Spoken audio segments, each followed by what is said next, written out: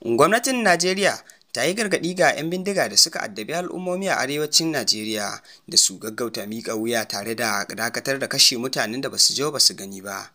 Idan yau ne farkon zuwan wannan tashar tamu mai albarka, ku danna mana subscribe da alamar ƙararrawa domin sanar da ku sabbin shirye-shiryenmu da zarar mun ɗora. Gwamnatin Bola Ahmed Tinubu ta APC a Najeriya ta yi gargaɗi ga 'yan bindiga da suka addabi al'ummomin arewacin ƙasar da su gaggauta miƙa wuya tare da dakatar da kashe mutanen da ba su je ba su gani ba.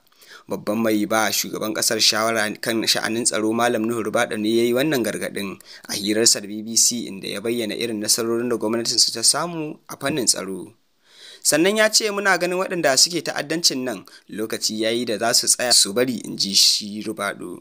Sannan Malam Ribadu ya yi wannan gargaɗin ne duk da ya yi ikirarin cewa gwamnatin su ta yi nasarar kawar da barazanar tsaro musamman hare-haren ta'addanci a Najeriya. Gargaɗin na zuwa ne yayin da wasu sassan ƙasar musamman yankin arewacin ƙasar ke fama da hare-haren 'yan bindiga masu satar mutane domin kuɗin fansa da kuma barazanar Boko Haram.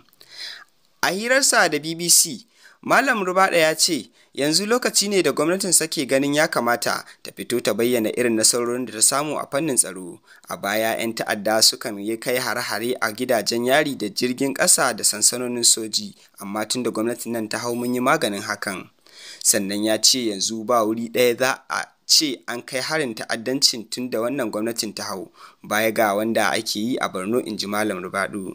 Sannan ya ƙara da cewa sun yi nasarar kashe shugabannin 'yan bindiga da dama, amma a cewarsa shugabannin da aka kashe da aka kira da kacalla sun kai 300. Yanzu mutane da dama na zuwa gonakinsu kuma wurare da dama a can baya ba su isa su shiga ba, a yanzu ana zuwa, a cewar mai ba shugaban Najeriya shawara kan sha'anin tsaro.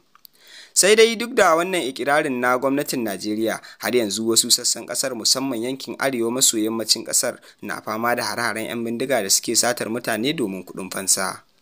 Ko a ƙarshen makon nan da ya gabata, 'yan bindiga sun yi wa wasu al'ummar yankin ƙauren Namoda a jihar Zamfara yankan rago, kuma har yanzu ana zaman ɗarɗar a wasu yankunan na jihohin Benue da Filato sakamakon rikici mai nasaba da ƙabilanci. Sannan har yanzu ƙungiyar Boko Haram na ci gaba da haifar da barazana a yankin arewa maso gabashin Najeriya.